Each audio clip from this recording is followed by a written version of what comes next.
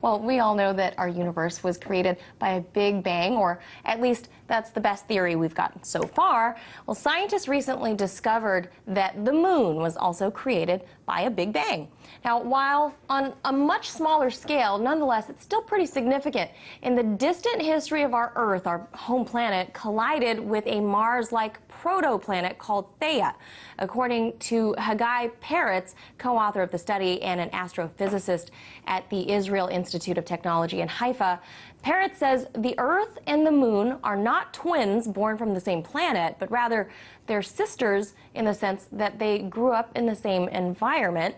And this fact should give impetus for a new exploration of the Moon. SpaceX has launched its 12th mission this year, more than any other company or country. This afternoon, SpaceX launched the Formosat 5 satellite from the Vandenberg Air Force Base in California. RT's Brigida Santos has a story from Los Angeles. Around noon local time, SpaceX's Falcon 9 rocket launched the Formosat 5 Earth observation satellite, which will be operated by the National Space Organization of Taiwan. The satellite was sent into low Earth orbit, and after separating from the rocket, the booster was sent back to land on a drone ship in the Pacific Ocean. Formosat 5 will operate in a sun-synchronous orbit. Its primary payload is an optical remote sensing instrument, which provides 2-meter resolution images in black and white, as well as 4-meter resolution images in color.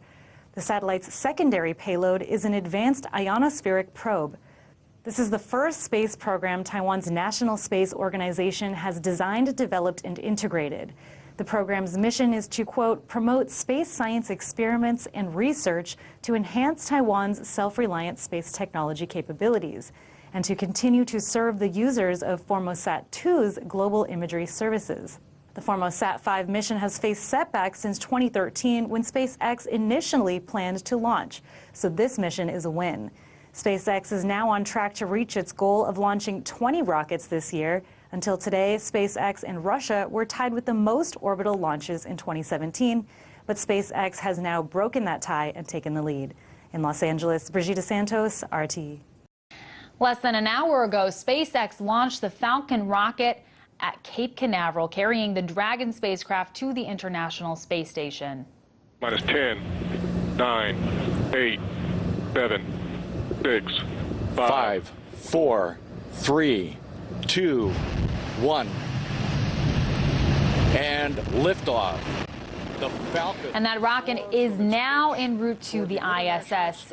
Standing by live now with more details on the launch and the landing is RT's Manila Chan, who joins us with more details. Manila. Hi there, Mira. That's right. Perfect liftoff there. SpaceX just sent its Falcon 9 rocket up to usher the Dragon capsule into space from Cape Canaveral, Florida. It's en route to the International Space Station right now on an unmanned flight carrying food, supplies, equipment, and experiments to the crew aboard the ISS. Now, it was supposed to go up yesterday, but the launch was scrubbed due to some nearby thunderstorms. Now, Dragon is carrying a total of 4,300 pounds of supplies, including one espresso machine for the astronauts. Now, they're already dubbing this the ISS espresso machine. Get it? Hey, you get sleepy being up in space, okay? So one of those scientific experiments being taken into orbit also includes live rodents. Now, the mice are a part of a study on a bone and muscle loss as a result of being in microgravity, which scientists hope can one day give clues in finding a cure for conditions such as osteoporosis. Now, this is SpaceX's 6th of 12 resupply missions it's doing for NASA. But this was actually only part of what Elon Musk had in mind for this launch. You see, the Falcon 9 rocket is comprised of 2 parts. Now, the first is a 138-foot unit there that you can see there that launches and lifts the craft up into the sky about 50 miles up before it separates and comes falling down back down to Earth. Now, the second part is a smaller 49-foot piece, which will continue to burn another 6 minutes, carrying that Dragon into full orbit before it too peels off and comes back down to Earth.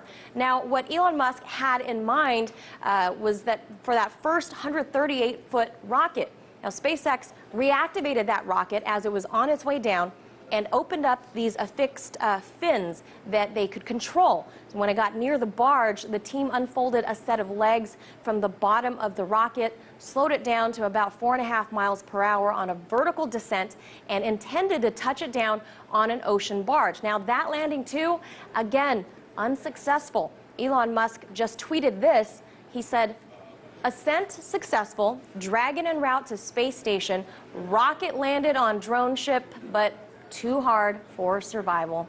So this is the company's second attempt at landing the Falcon rocket on a barge. Their first attempt at re-landing Falcon was earlier this year in January, but it slammed into the barge and exploded in a fiery wreck. Now, ordinarily, rockets are allowed to separate from their capsules and simply just crash into the ocean and break apart in there.